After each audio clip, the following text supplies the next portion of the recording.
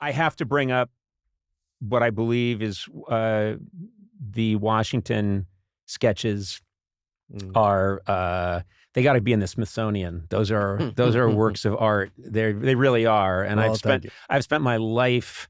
I mean, really, a lot of my early career was writing sketches, and I get excited when I see a perfect sketch, and I was blown away by that, as was everyone. I was so happy that it went viral. Yeah. I was curious before this interview, and I checked it out. It's like 28 million people have watched it. I mean, it's just, and it's great because it's all true. That's what I love about it. It's all true. And in that Newhart spirit, all of it is exactly accurate. And it's touching on some really powerful stuff with Kenan, and it's done just perfectly. Mm-hmm. It's really, Well, I was Streeter and Mikey. Streeter Seidel and Mikey Day. Yeah. Just great. Just really great. And is it fun when you go out there with a sketch that good? It must be really fun to do that in front of a crowd at SNL. Yeah, well, that sketch, especially the first time. Yeah, you know. Well, it almost didn't make it because during the table read, I did it, and I just used to performing for a live audience. So when it's just everybody's kind of quiet and you're reading, like I'm not reading it very fun because it's just awkward. And so when we got for the dress rehearsals, it was on the maybe side, and I really liked it. And I was, because I knew I was like, it'll do good once I'm in front of a crowd. Like I just need like timing. It's hard to have timing. And so Lauren put it in at the, we was like, all right, we can try it last. And then we tried it last in dress rehearsal and it destroyed, and then move up to third. Now, here's my pet peeve. Did Lauren enunciate? Lauren reads the stage directions at the read through. Yeah. Did he enunciate, or was he eating food at the time? He gives popcorn. Yeah. Little popcorn. Popcorn. He used to have popcorn, and he used to have like carrots, and you'd work all night on a sketch and be like, this is a perfect sketch. And then I'd forget. It depends. But Lauren, if he was having the little hankering for something, you know, like, we open on and then crunch, crunch, crunch. I love that you still remember that. Oh, I do. And I mean, like, swallow and then say the directions. And it'd be a key direction, like, what the audience sees immediately that he's dressed as an astronaut. And Lord would say, the audience sees immediately. And then people aren't laughing because they don't know he's an astronaut. And then we pan to... They don't know he's an astronaut. Why is he in space? Yeah, exactly. Well, it's a moon landing. Yeah, no, read it yourself. Don't just listen to Lauren. If he had been eating, they wouldn't have known that you're George Washington and you're talking to the troops. Hello, my people. Now, this isn't funny. This blows. Who cares about weights and measures? Hey, you're hosting the Emmys. I am. They are very lucky to have you, and you're going to have a blast. I'm excited. That's what I wanted to talk about. You killed it on the Oscars, so it was very fun that night too to see you, just because it was like so perfect and it was so fun. And then it was like that. It's even like after that party, like you're just like, oh yeah, when you're like, this dude killed it. Like it was the best. That's nice. That was fun. And but they're fortunate because there's, I think we're in an era where not everybody, the good people don't always get to do it.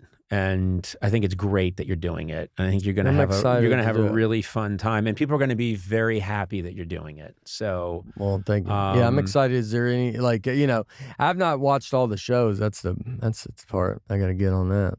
Oh yeah, you got to watch the shows, and I've seen all the commercials. That's enough. I feel like that should count. Is that enough? Yeah, just only the commercials. Yeah, you should do all your jokes about the commercials that air around the shows. Yeah. Because if you make yourself happy, it's going to be fantastic, and that's the only thing. The only trick is make yourself happy. We have some pretty fun ideas for some stuff, so I'm looking forward to it. And the monologue is. That's just with doing stand up. So it's like I'm looking at.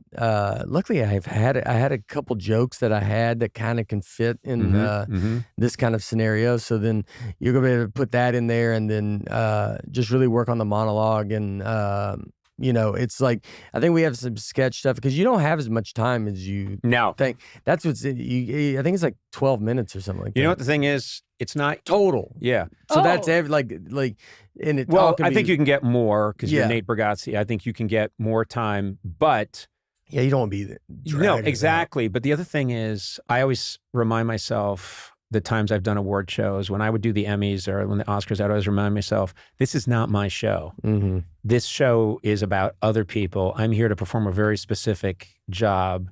So, because people would come up to me and say, hey, why don't you switch the category stuff? Like, hey, it's not my, how come this takes so long? Or what was that about? I'm like, it's not my show. My job is to just do the best I can with the time I have and really try and make it fun. Mm. And so, it's not a lot of time when you boil it down. It's less time than people think it is. Yeah.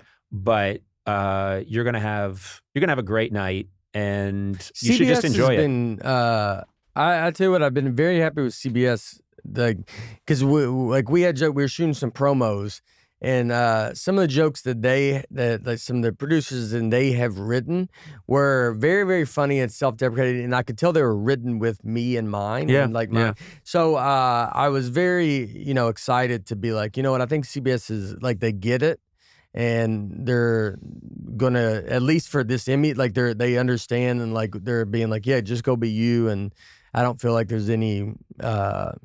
Just from that phase of it. And the promos we shot were very funny, I think, too. It's real simple. Yeah. They know that they have a great host. They do. They know that, and they want you to be happy. So make yourself happy with everything you do on this show, and it's going to be the best Emmys ever. Mm-hmm. Seriously. So honor to have you here. I'm so happy for you. Thank you. You're a great guy, and you're crazily talented. And I'd love to... I'm going to get that Taurus repurposed.